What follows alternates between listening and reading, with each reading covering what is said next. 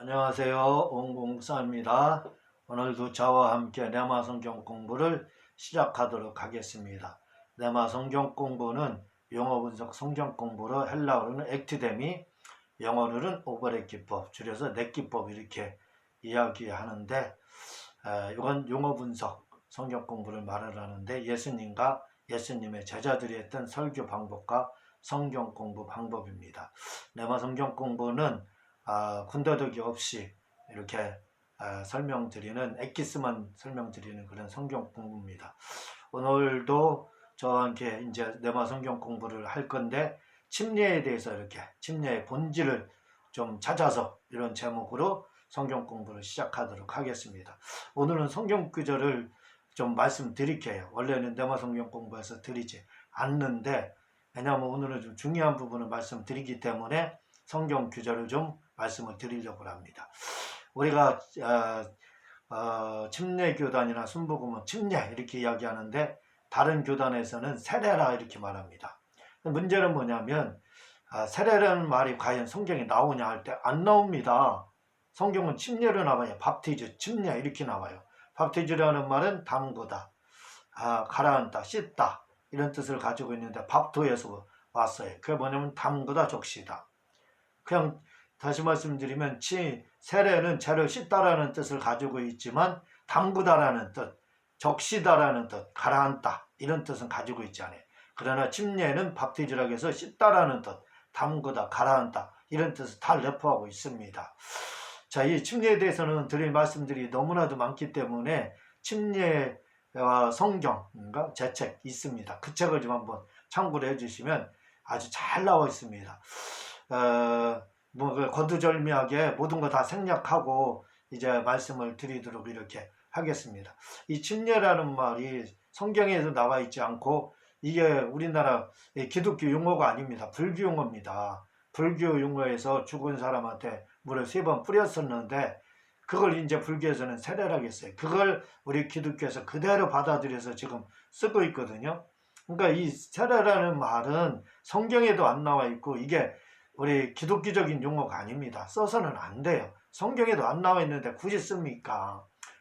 그리고 세례라고 안 하고 침례라고 하면 막 2단, 3단, 4단 공격하는데 그렇게 세례라고 하는 사람들이 사실 2단, 3단, 4단 소리 들어야 돼요.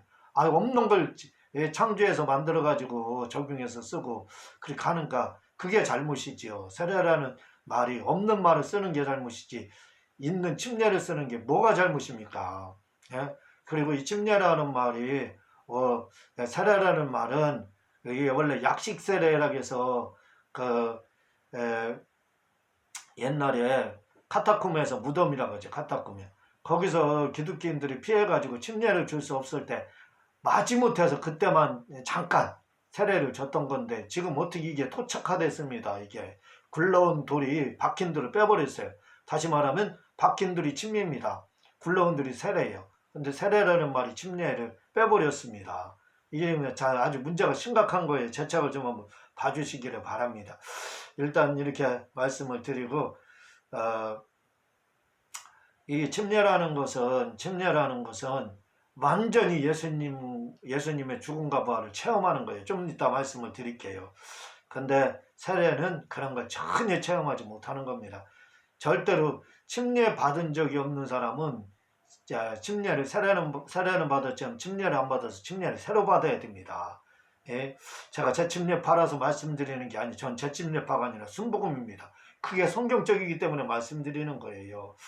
그리고 이 초대교회에서는 성령의 인침할 때 이게 뭔 줄 아세요? 성령의 인침이란 인침받는 게 침례받고 성령 받는 걸 성령 인침받았다가는 우리가 성령 인침받아야 됩니다. 그래야 아버지의 집에 가거든요. 근데 성령의 인침 받으려면 뭐 해야 된다고요? 침례 받고 또 성령 받을 이 두 가지를 받는 거 성령의 인침이라고 했어요. 그리고 초대교회에서는요, 우리가 예수님을 주님으로 영접합니다 하고 영접하잖아요. 그렇게 안 해도 침례를 받음으로써 그것이 또한 예수님을 주님으로 영접하는 어떤 하나의 또 다른 영접 방법이었습니다. 이 정도로 중요한 거예요. 침례가 얼마나 중요한지 모릅니다. 제발 좀 침례를 좀 여러분들 경히 여기지 마시고 경시하지 마세요. 이단 사단 하지 말라 이 말이에요. 침례가 아니 세례하는 것이 이단 3단입니다. 침례를 받아야 돼. 성경에서 나오는 대로 하야지요. 성경의 원문이 밥티지 침례인데 왜 세례를 고집하고 오히려 침례하는 뒤를 향해서 2단 3단 그렇게 합니까? 침례라고 주장해. 성경대로 좀 우리 믿어야 됩니다. 잘못된 거 고쳐야지. 언제까지 고집 부릴 겁니까? 우리 그걸 좀 생각을 하라 이거죠. 이 침례와 성경 제 책 꼭 좀 봐주시고 자세히 잘 설명돼 있어요. 그리고 성경부는 안경이라는 저희 책에 이게 또 기록이 돼 있습니다. 좀 사서 보세요.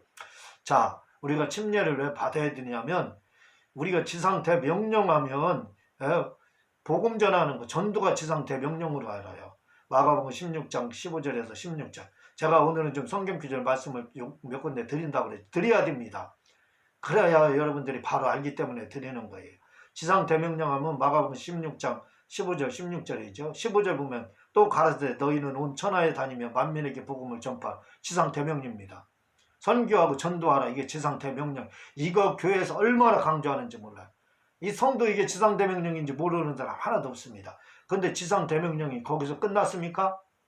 16절도 지상 대명령이에요. 믿고 세례를 받는 사람은 구원을 얻을 것이요 믿지 않는 사람은 정죄를 받으리라. 아니 지상 대명령이 15절 복음 전하는 것만 지상 대명령이 아니에요. 그게 지상 대명령이라면 16절 믿고 세례를 받는 사람은 구원을 얻을 것이요. 이것도 지상 대명령입니다. 이것도 지상 대명령이에요. 침례를 믿고 침례를 받는 사람은 구원을 얻을 것이요. 침례 안 받으면 구원 얻지 못한다는 거예요. 침례를 받아야 구원을 얻을 것이요. 이렇게 지상 대명령으로 하고 있지 않습니까?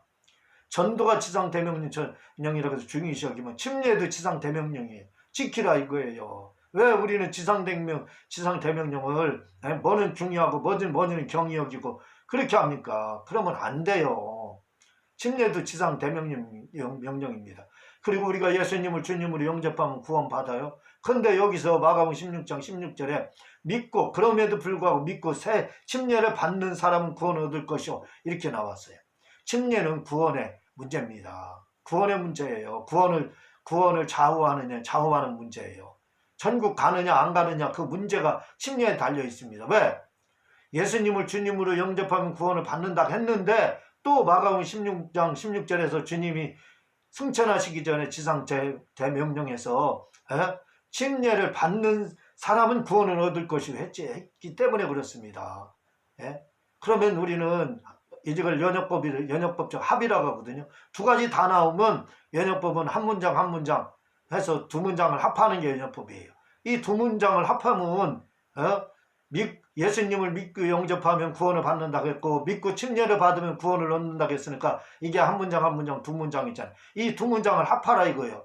하나는 예수님을 주님으로 영접하고 또 뭐예요? 믿고 침례를 받으면 구원을 얻는다. 이게 연역법적 합이지 않습니까? 그럼 우리는 침례를 받아야 돼요. 두 말 말고. 왜? 이것이 구원의 증표라고 되어 있기 때문에. 그래야 구원을 받는다. 아니 영혼 구원이 좌우되는 건데 한번 나오면 그 영혼 구원에 대한 문제가 나왔으면 우리는 한 번이라도 나오면 지켜야죠. 침례가 바로 그렇다고 하면 지켜야 되는 겁니다. 그래서 침례를 반드시 받아야 됩니다. 또 요한복음 3장 5절에 보니 예수께서 가라서 대답하시되 진실로 진실로 내게 이르노니 사람이 물과 성령으로 나지 아니하면 하나님 나라에 들어갈 수 없느니라. 이렇게 말을 하고 있어요. 하나님 나라 들어갈 수 없다 같지 않습니까? 물과 성령으로 거듭나지 않으면. 여기서 성령은 성령 받는 걸 말을 해요. 물은 뭡니까? 베드로전서 3장 21절에 보면 물은 예수 그리스도께서 부활하심으로 말미암아 이제 너희를 구원하는 편이 곧 침례라 이렇게 돼. 물이 침례라는 겁니다. 베드로전서 3장 21절에. 그러니까 물과 성령으로 거듭나 야 하나님 나라를 볼 수 있고 들어갈 수 있다겠는데 여기서 물이 뭐냐냐 이거예요. 성령은 성령 받는 거고 베드로전서 3장 21절에 분명히 나오지 않습니까? 구원의 표니 곧 침례라. 우리가 구원받은 표가 침례가 된다는 거예요. 이렇게 성경이 말을 하면 우리 좀 지킵시다. 아멘 합시다. 고집부리 좀 합시다. 성경에서 말하는 걸 지켜야지. 왜 전통 구전으로 내려오는 전승과 같은 말을 듣고 침례 받아야 된다 이렇게 이야기하면 재침례 받아 2단 3단 붙지 그러지 마세요. 왜 성경을 그걸 저한테 우리한테 침례 주장하는 사람한테 2단 3단이라고 하는 게 아니라 성경한테 2단 3단이라고 하는 겁니다. 예수님한테 2단 3단이라고 하는 거예요. 그러지 마세요. 성경보다 똑똑합니까? 예수님보다 똑똑합니까? 성경 말씀에 순종하세요. 침례 받으라고 하면 받으시기를 바랍니다. 자, 그러면 골로새서 2장 12절에 보면 너희가 침례로 그리스도와 함께 장사되고 또 죽은 자들 가운데서 그를 일으키신 하나님의 역사를 믿음으로 말미암아 그에서 함께 일으키심을 받았느니라.